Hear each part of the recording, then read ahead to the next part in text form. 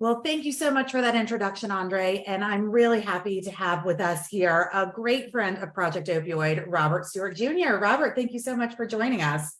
Great to be with you, Kendall, and thank you so much for the opportunity to join this amazing group. What y'all do on a regular basis, gathering this many leaders from throughout our state, is unmatched. And so thrilled to be a part of it today, and more broadly to be a part of the Project Opioid family.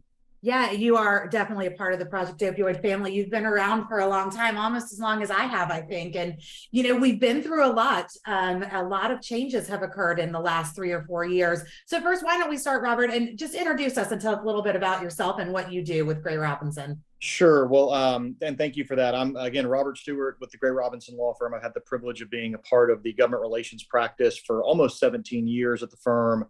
And represent clients across state, local, and federal levels of government. The bulk of my practice is at the state level in Tallahassee.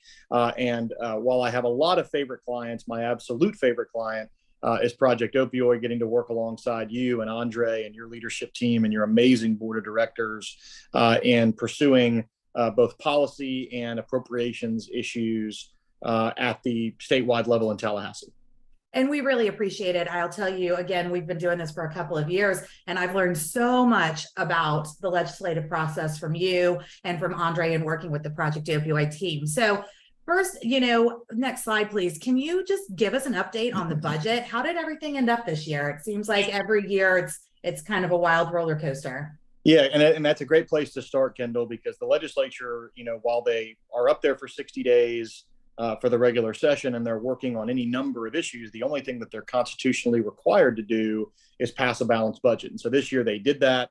They actually finished a little bit early this year, which has been a rarity in recent years. A total budget of $117 billion, which is $10 billion larger than the current year that we're in right now, and more than $3 billion above what the governor had asked for in his proposed budget back in February. That is partly due to the governor underspending a little bit in his proposal, and also due to continued increased revenues in Florida. I don't have to tell anybody on this webinar that Florida is continuing to boom. We continue to grow by over 1,000 people per week in Florida that are permanently moving to our state. In fact, that number may even be more than that now in terms of our weekly growth.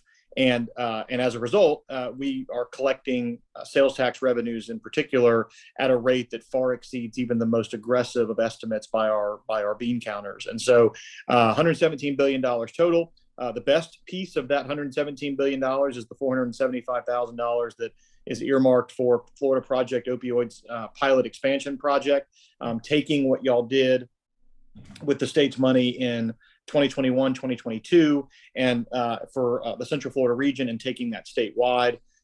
We expect the governor to receive the budget any day now. In fact, if you were asking me to wager amount of money I cared about, I would have told you it was going to be done last week.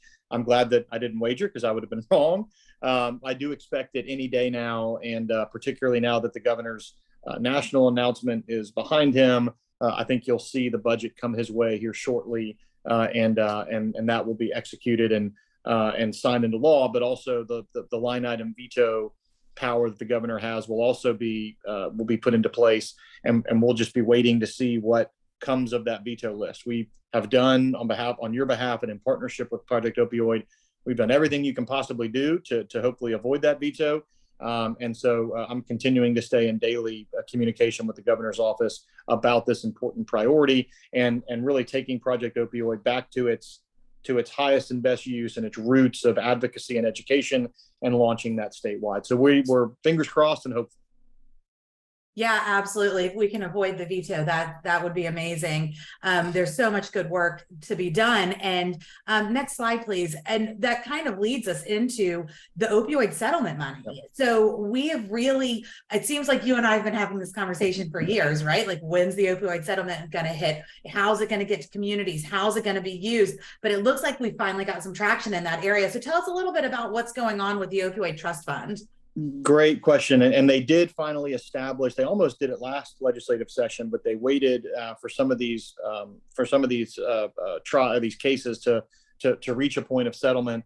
And so what we have now is it was Senate Bill 7030. It establishes the State Opioid Settlement Trust Fund within the Department of Children and Families, and that money will be there for the purposes of abating the epidemic in accordance with the settlement agreements that are reached in the various litigation or bankruptcy proceedings that are going on around the country, and Florida's share of that. And so this year alone in the budget, that $117 billion, there is tens of millions of dollars in spending through DCF as part of that trust fund as that settlement money flows. And there's tens of millions of more dollars in spending authority for the department if more money becomes available and flows into that trust fund. So the legislature needed to create sort of the statutory mechanism to collect it. And that's what Senate Bill 7030 did. That's great. When do you think we'll see that kind of trickle down into the communities? That's really one of the unknowns. Another bill that we're going to talk about is House Bill 783. And within House Bill 783, there was the creation of the statewide council on the opioid abatement within DCF. And that's going to help guide some of those decisions. The makeup of that council will include a representative appointed by the governor, one appointed by the Florida House, one appointed by the Florida Senate, two by the Florida League of Cities, including one that has to be from a city of 50,000 or less, two by the Florida Association of Counties, of which one has to be from a county of 200,000 or less. So you're making sure that small cities and small counties are represented. And then the Attorney General also has an appointee. And in fact, the Attorney General could serve on that board if she wanted to on that council. It's his or her designee. It's his or her or their designee, I should say. And so that council will play a role in some of that. I think the short answer to your very short question, and I went on for a little bit there, is we hope very soon. And the legislature certainly hopes very soon that money will really begin to flow, get into the hands of groups like those represented on this call to really do the work that's been a long time coming in our state.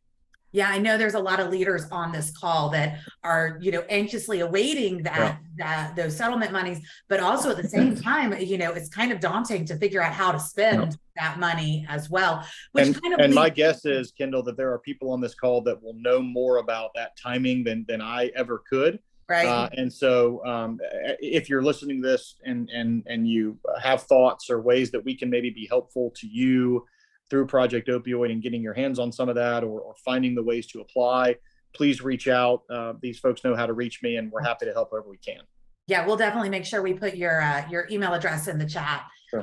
Because I'm sure we have some amazing leaders on this call, and I think there's a lot of people that do have a good understanding of what's going on. So, there's a lot of budget money that's rolling out, but I know that there are some other legislative actions that are going on. So both in the House and the Senate. So what are some of those?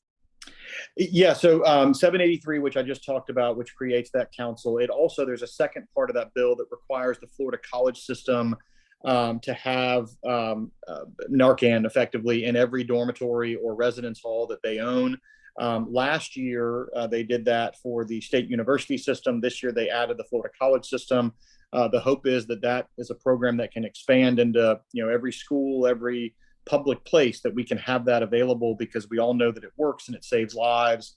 And it is, in the grand scheme of things, completely inexpensive when compared to the treatment costs on the back end. And so the hope is that can grow, and there seems to be real commitment from the legislature to help it grow. Another bill that passed, which was a bit controversial, and you'll quickly understand why, was House Bill 365, which revises the criminal penalties related to distribution and selling of heroin, fentanyl, and related substances.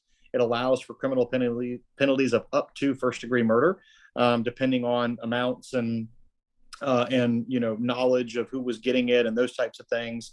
It defines terms such as distribute and overdose or serious bodily injury and other related terms, so that law enforcement has the tools they need to determine what charges ought to be made. For obvious reasons, there's some controversy around whether or not this can stand up to a court test. And we expect that it will be tested at some point. But in the meantime, the governor has received that bill. He's actually also received 783, which I mentioned. He got both of those bills last week. He has until June 7th to act on those. And so we're waiting to see what his action is around that. But those three bills, the 7030, which created the trust fund, and the two House bills that I talked about, have all passed. and are awaiting action by the governor in various respective situations. And we have anticipation that he's going to sign all of those eventually. Sounds like some really positive bills. I mean, Yeah.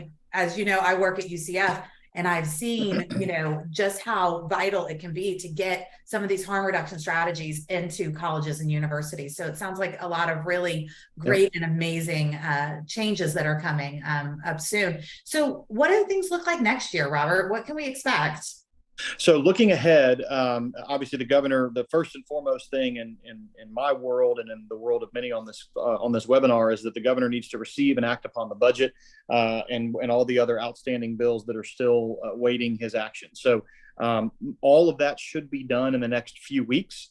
You've all seen the announcement. The governor is going to be spending a little bit of time away from Florida over the next several months in places like Iowa and New Hampshire and South Carolina and other states. And so as a result, we do expect that there will be some fairly rapid action. He signed a couple of bills just today. There'll be a couple more tomorrow that we're expecting. And so once he receives the budget, once he acts upon that, that really triggers what the next fiscal year looks like, which will obviously begin on July 1st. And then for better or for worse, for those of us that follow the legislative process, they're going to be back at this before you know it. With even numbered years being January and February sessions. So 2024 will start January 9th. That means everything before that, all the committee weeks have to back up in advance of it. So the House will convene for a committee week in September, just the House. The Senate will have one by themselves in October. And then there'll be one other joint in October, two each in December or in November and December.